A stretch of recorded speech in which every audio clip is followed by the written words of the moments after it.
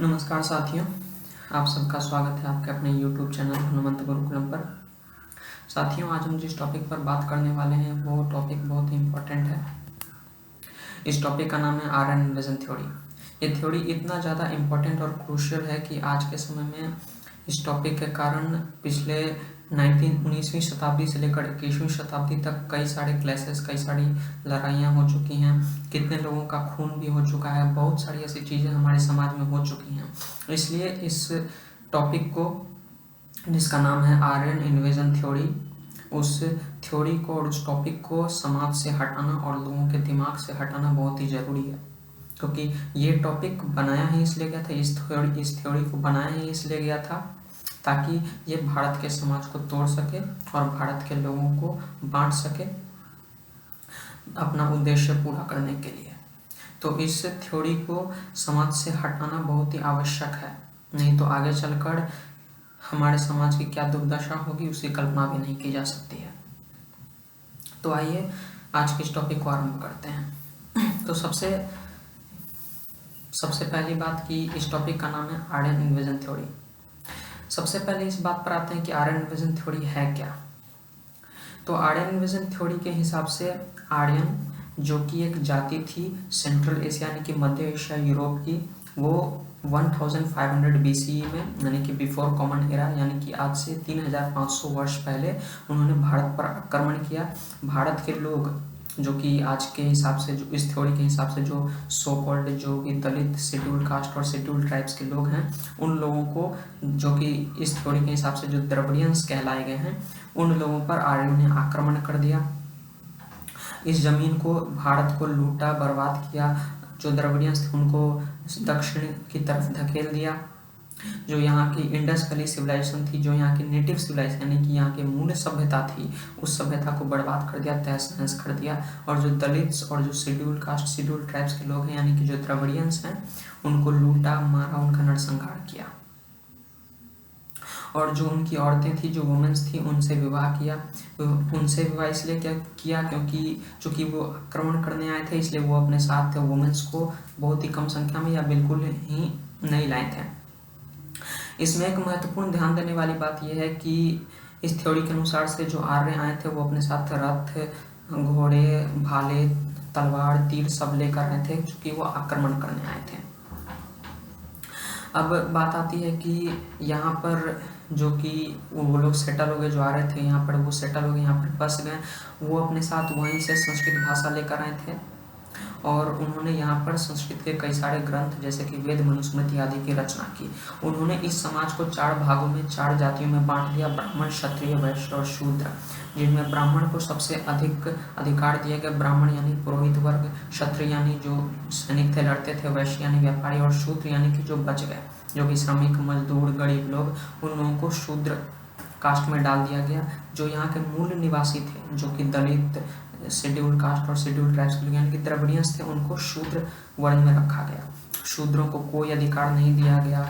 उनके साथ तो बहुत ही छोटी छोटी क्राइम्स पर भी उनको बहुत ही भारी दंड प्रावधान किया गया। शूद्रों को और यहाँ तक कि औरतों को वेद पढ़ने का इजाज़त नहीं थी, वेद पढ़ने की परमिशन नहीं थी। उनको जो है टेम्पल्स में घुसने नहीं दिया जाता था।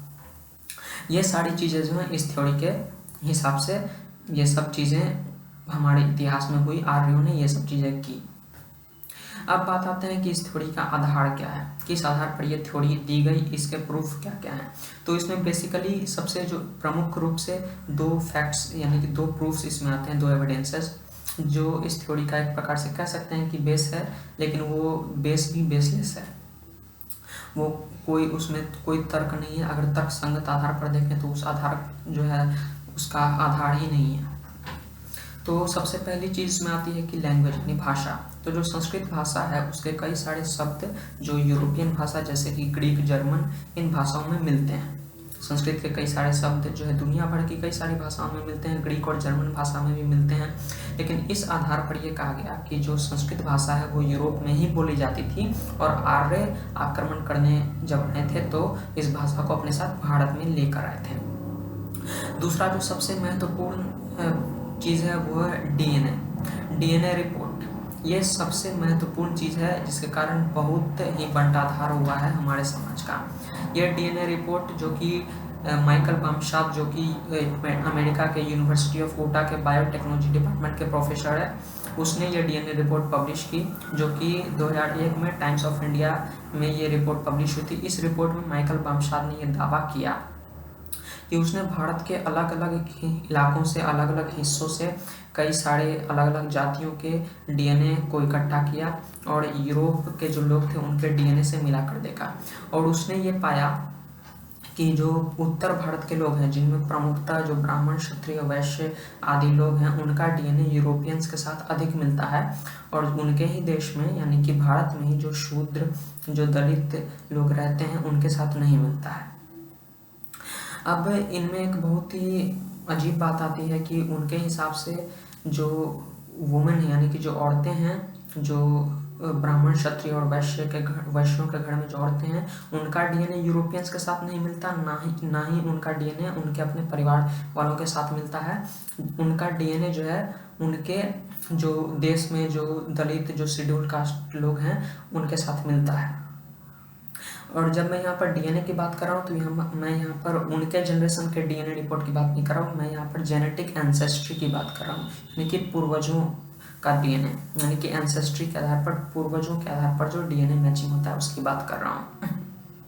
उसके बाद यहाँ पर एक बात आती है, इस आधार पर यह कह दिया गया कि जो दलित हैं वो यहाँ के मूल निवासी हैं, और जो आ रहे हैं उनका डीएनए जो कि यूरोपियन से मिलता है, इसलिए वो बाहर से आए हैं।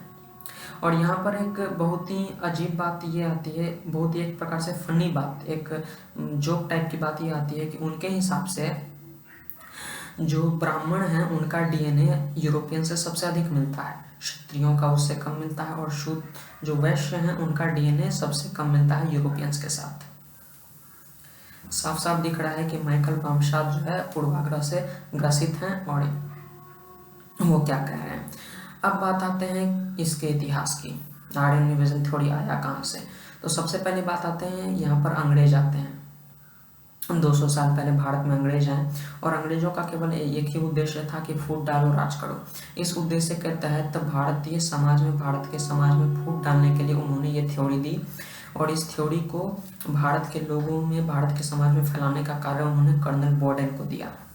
कर्नल बोर्डेन एक अंग्रेज थे और उसने ही सबसे पहले जो है इस थ्योरी को दिया था।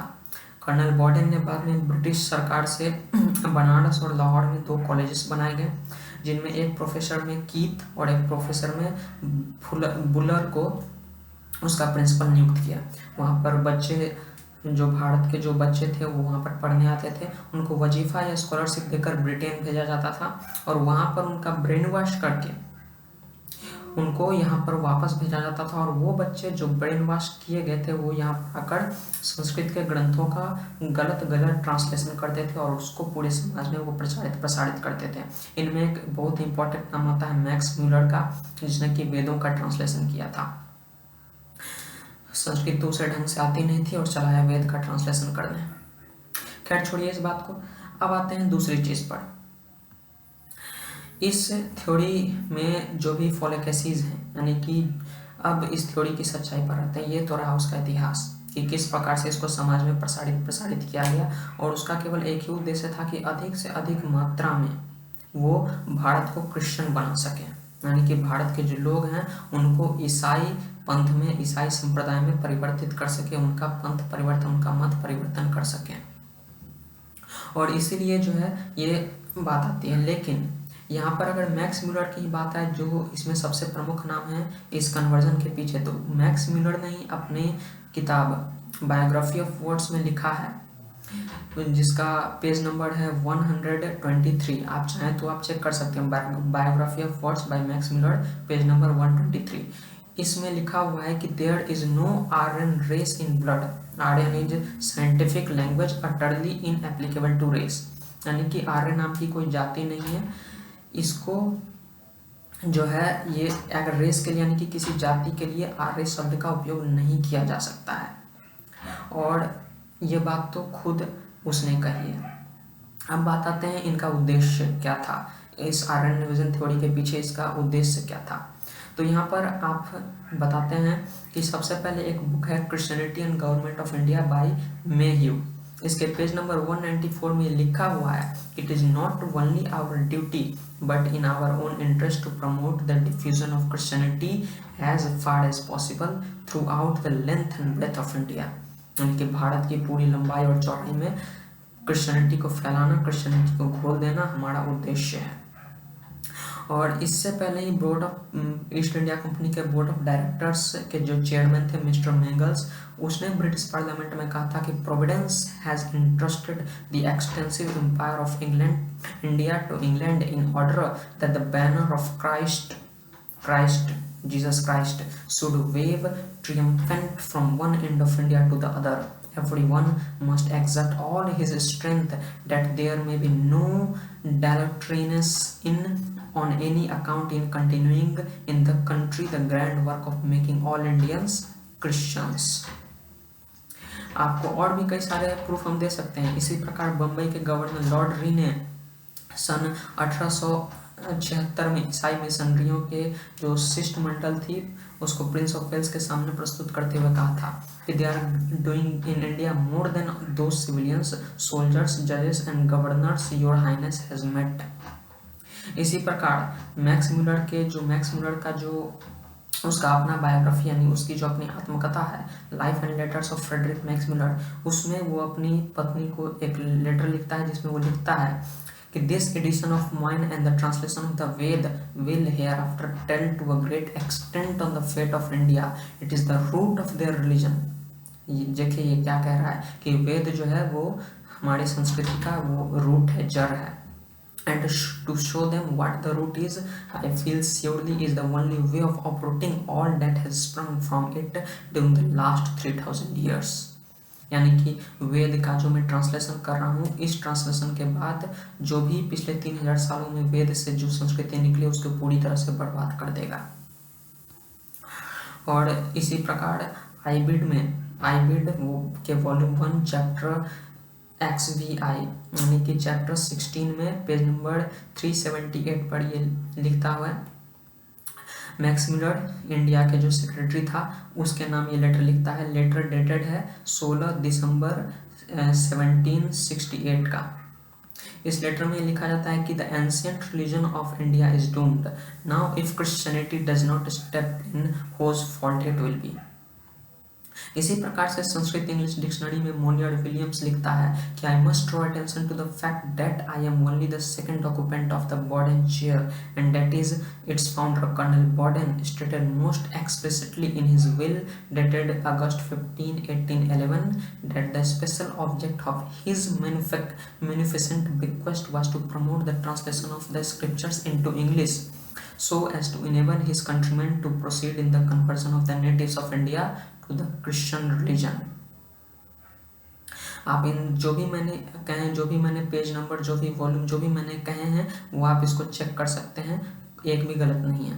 मैं आपको एक नहीं ऐसे कई सारे उदाहरण दे सकता हूँ जहाँ पर जो भी ब्रिटिशर्स, जो भी अंग्रेज हैं वो उनकी कई सारी किताबें, कई सारे लाइफ लेटर्स में इस बात का उल्लेख किया गया है कि उनकी जो भावना है वो केवल यही है कि वो पूरे भारतवर्ष को ईसाई संस्कृति में परिवर्तित करना चाहते हैं।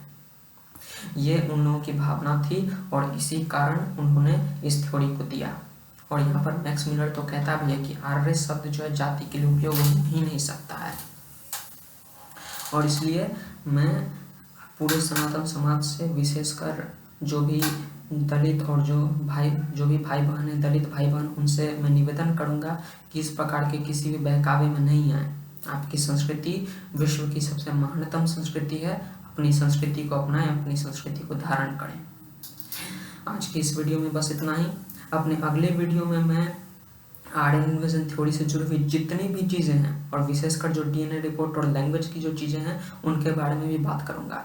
इस थ्योरी को मैं जब तक इस समाज से समाप्त नहीं कर दूंगा, जब तक इस समाज से आर्यन इन्वेजन थ्योरी के कारण जितनी भी समस्याएं हैं उन सबको जब तक जड़ से उखाड़ कर नहीं फेंक दूंगा तब तक मैं चैन से नहीं बैठूंगा। ये आर्यन इन्वेजन थ्योरी के ऊपर मेरी जो पूरी सीरीज है उसका पहला वीडियो है। इस वीडियो को अधिक से अधिक शेयर करें, लाइक करें और अगर आप नए हैं तो हमारे चैनल को सब्सक्राइब करें। हनुमंत गुरुकुलम चैनल आपका अपना यूट्यूब चैनल है। और इस चैनल का उद्देश्य केवल हमारे समाज को सशक्त, संगठित और समृद्ध बनाना है। मैं आपसे पुनः निवेदन करता हूं कि इस वीडियो को अधिक से अधिक लोगों तक पहुंचाएं और इस वीडियो को पूरा देखें, और जितने भी लोग हैं उन सबको, जो भी कम्युनिस्ट, जो जितने भी लोग हैं जो इस थ्योरी को सही मानते हैं, मैं उनको आज खुला चैलेंज देता हूं कि मुझसे आकर, मेरे सामने आकर डिबेट करें और इस थ्योरी को प्रूफ करें। इस वीडियो को अंत तक देखने के लिए आपका धन्यवाद। आज के इस वीडियो में बस इतना ही। धन्यवाद। जय श्री राम, जय आर्यभट्ट।